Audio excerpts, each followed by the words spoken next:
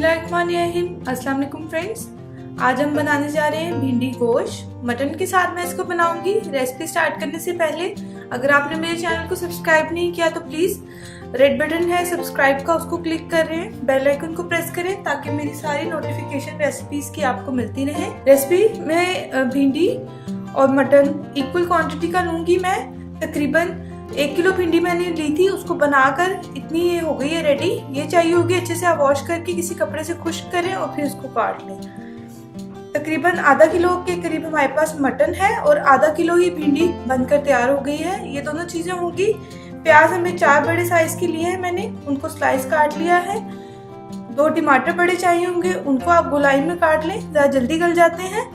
Green chilli चाहिए होंगी 6 से 7, अगर ज्यादा स्पाइसी है तो आप कम ले लें, उसको काट लें। ऑयल 1 कप चाहिए होगा। जिंजर एंड गार्लिक पेस्ट चाहिए होगा 2 टेबलस्पून। स्पाइसेस में हमें चाहिए होगा धनिया पाउडर तकरीबन 2 टीस्पून, 1 टीस्पून के करीब जीरा, 1 टीस्पून के करीब ही आप ले लें या अंदाजे से ले लें 10-15 के करीब साबुत काली मिर्च। गरम मसाला है तकरीबन 1.5 टीस्पून, 1 टेबलस्पून के करीब साबुत धनिया है, इसको आप कूट लें पहले। इसके बाद नमक चाहिए होगा हमें तकरीबन अपने टेस्ट के अकॉर्डिंग, मैं 2 टीस्पून डालूंगी। तकरीबन 1 टेबलस्पून सूरख मिर्च पाउडर है और 1.5 टीस्पून के करीब इसमें हल्दी जाएगी।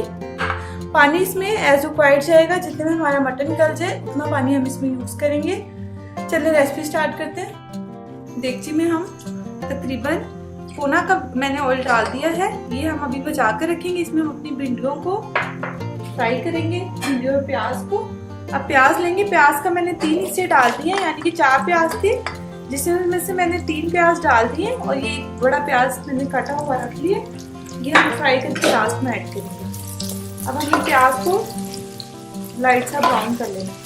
जितने हमारी प्याज ब्राउन हो रही है फ्रेंड्स, हम भिंडियों को फ्राई कर लेते हैं। जो रिमेनिंग ऑयल था ये मैंने डाल दिया पैन में और इसके बाद इसमें आप ये भिंडी डाल दें और आपने इसको हाई फ्लेम पर ही फिलहाल फ्राई कर लेना।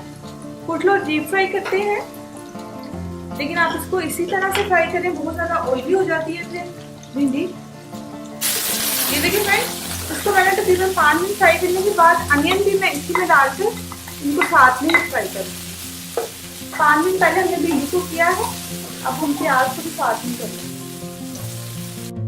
ठीक है फ्रेंड्स, हल्का सा प्याज में अपना कलर चेंज कर लिया, फिर आपने इसमें मटन ऐड कर देना है।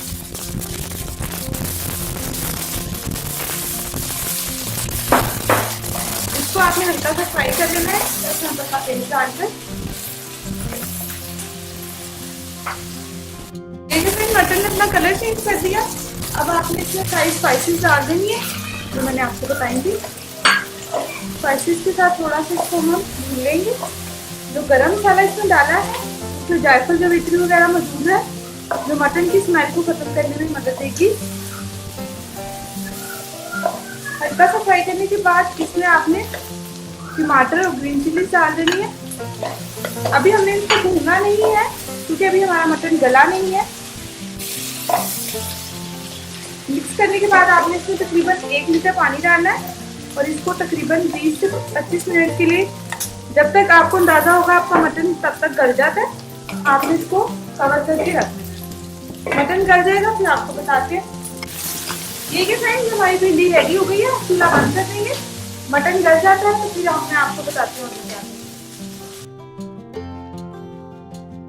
ये देखिए फ्रेंड, तकरीबन 45 मिनट्स लगे। मेरी मटन के जो पीसेस थे वो जरा बड़े थे, इसलिए इनको गलने में टाइम लगा है। 1 लीटर पानी डाला था और मैंने पानी नहीं डाला, अच्छे से मटन टेंडर हो गया हमारा। अब इसको मैं तकरीबन 5 मिनट भून लूंगी मटन को अच्छे से मसाले के साथ।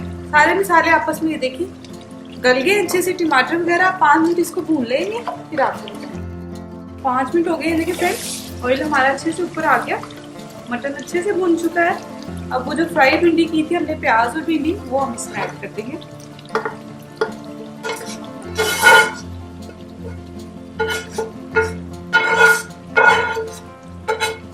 ये इसके अंदर चलेगी, इसको आप अच्छे से मिक्स करेंगे। इस स्टेज पे आप चाहें इसको ग्रीन चिली भी इसके अंदर डाल सकते हैं। बस ऑलमोस्ट हमारी रेडी है। हल्का सा हम गरम मसाला डालकर इसको 2 से 3 मिनट का दम दे देंगे और हमारी रेडी हो जाएगी। ये देखिए फ्रेंड्स 5 मिनट हो चुके हैं, हमारा मटन भिंडी बिल्कुल रेडी है। आप लोग जरूर ट्राई करें and thanks for watching. Allah Hafiz.